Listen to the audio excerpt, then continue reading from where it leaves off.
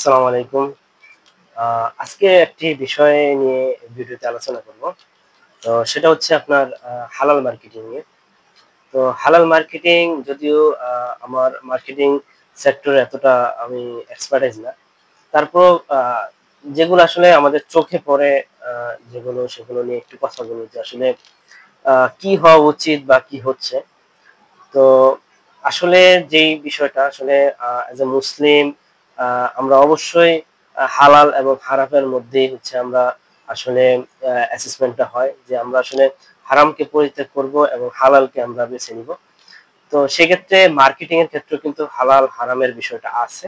কারণ হচ্ছে দেখেন যে আপনার হালাল কখন? যখন আপনার একটা মার্কেটিং এর একটা পদ্ধতি যদি আপনার হারাম পন্থায় হয়ে যায় সেক্ষেত্রে কিন্তু সেটা হালাল হয়ে যায়। আবার সেম জিনিসটা কিন্তু আমরা হালাল ওয়েতে করতে পারি। তো হালাল ভাবে আপনার মার্কেটিং করলেও যে আমার বিজনেস এর গ্রোথ হয় না এরকম না। আবার হারাম ভাবে মার্কেটিং করলে আপনার বিজনেস গ্রোথ হয় না এরকমও না। কিন্তু ব্যাপারটা হচ্ছে ২ টাতেই আমার গ্রোথ হয়। কিন্তু আসলে আমাদের উচিত হচ্ছে হালালটাকে বেছে নেওয়া। কারণ হচ্ছে আমরা আসলে আ হালালকে পরিত্যাগ করে যখন হারামকে আমরা বেছে নিব, তো সেক্ষেত্রে আমরা নিজেরাও গুনাহগার হই এবং আমাদের মাধ্যমে আপনার যারা এই আপনার মার্কেটিং এর সাথে জড়িত এবং যারা অডিয়েন্স তারাও গুনাহগার হয়।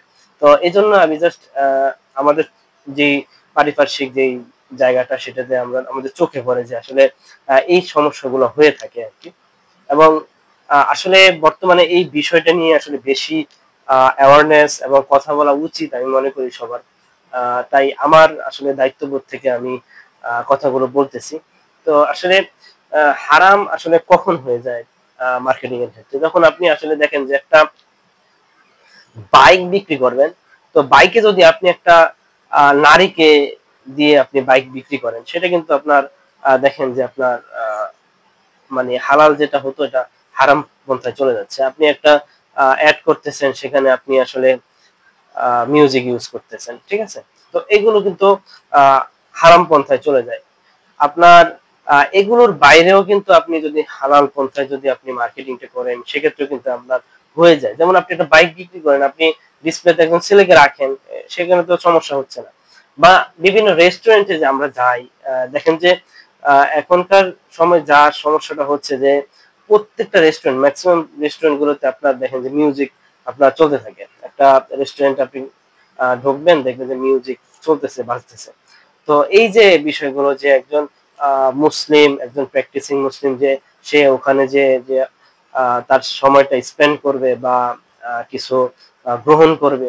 তো সেই বিষয়টা আপনার তাদেরকে আসলে বাধ্য করা হয় যে তুমি মিউজিকটা শোনো। কিন্তু আসলে এভাবে উচিত না। উচিত হচ্ছে আপনার আসলে নরমাল পন্থায় আপনার হালাল ভাবে আ যেখানে আপনার হালাল ভাবে উচিত বা ব্যাপারটা হচ্ছে সব জায়গায় তো আমার হালাল ভাবে উচিত। তো আসলে আ এসব জায়গায় আমাদের সেক্টরে আসলে কাজ করা উচিত যে আসলে এই জায়গাটা রিফর্ম করা উচিত। ঠিক আছে? আবার দেখবেন যে আপনার বিভিন্ন আ মানে কাপড়ের দোকানগুলোতে বা বিভিন্ন ব্র্যান্ডের দোকানগুলোতে দেখবেন যে আপনি প্রবেশ করতেছেন, মিউজিক বাজতেছে। তো এগুলো আসলে আ আপনার যে বিজনেস এ খুব একটা ভ্যালু এড করে তা না। কিন্তু তার মানে এটা করে আসলে আপনার হচ্ছেটা কি? এক হচ্ছে আপনার আপনি নিজেও আ আ যেটাকে বললাম বিপদে পড়তেছেন। আপনার কাছে যারা আসতেছে তারাও বিপদে পড়তেছে। ঠিক আছে? এক প্রকার আপনি বাধ্য করতেছেন তাদেরকে বিপদে ফেলার। ঠিক আছে? তো এখন বলতে পারেন যে তাদের কাছে না গেলেই তো হয়। আসলে এভাবে হচ্ছে মার্কেটিং আসলে চলে না। আপনার ব্যাপারটা হচ্ছে আপনাকে অবশ্যই আ আসলে কাস্টমার কি চায় বা কাস্টমারদের আসলে আ মানে যেটাকে বলা হচ্ছে চাওয়াটা কি? এগুলোর উপরে আপনার আসলে দেওয়া, প্রায়োরিটি দেওয়া। যাক এবং আমি যেটা বললাম যে আসলে দেখেন যে বিশেষ করে ঘরের বাজার বিডি একটা আছে, তারপর হচ্ছে ইলিয়েন আছে। তো এরাও তো আপনার আসলে মার্কেটিং করতেছে, তাই না? তো এরাও মার্কেটিং করে কিন্তু এদের গ্রোথ কিন্তু অনেক ভালো। ঠিক আছে? তো আসলে আমাদের যেটা উচিত সেটা হচ্ছে আপনার আ আমরা যে এই যে বিভিন্ন ফেসবুকে এড করি, তো এড এর মধ্যে আপনার এড করলে তো সমস্যা নেই। কিন্তু এড এর মধ্যে যে আমরা আ মিউজিক ইউজ করতেছি, একটা আপনার যেটাকে বলা হয় হচ্ছে আপনার বেপরোয়াভাবে একজন নারীকে আপনার নিয়ে আসতেছি। তো এগুলো কিন্তু মানে আসলে ইসলামিক যে শরিয়া, ইসলামিক শরিয়ার সাথে যায় না। ঠিক আছে?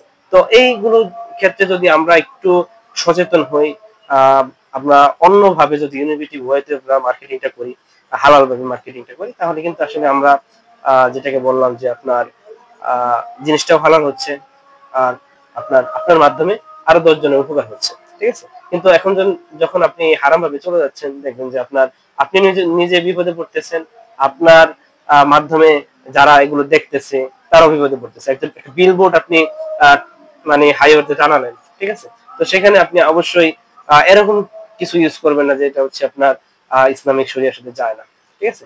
তো এইগুলোর ক্ষেত্রে আসলে আমি মনে করি সবার কথা বলা উচিত, এবং সবাই আসলে হালাল মার্কেটিং এর উপরে আসলে এমফাসিস করা উচিত, ঠিক আছে। তো এই হচ্ছে আজকের আলোচনা। ইনশাল্লাহ ভবিষ্যতে আর যদি কোনো কিছু আমার সামনে আমি মনে করি যে আসলে এটা শরিয়ার বাইরে চলে যাচ্ছে, বা সেটা নিয়ে আমি কথা বলবো, ঠিক আছে। তো আজকে এতটুকু পর্যন্তই। আসসালামু আলাইকুম।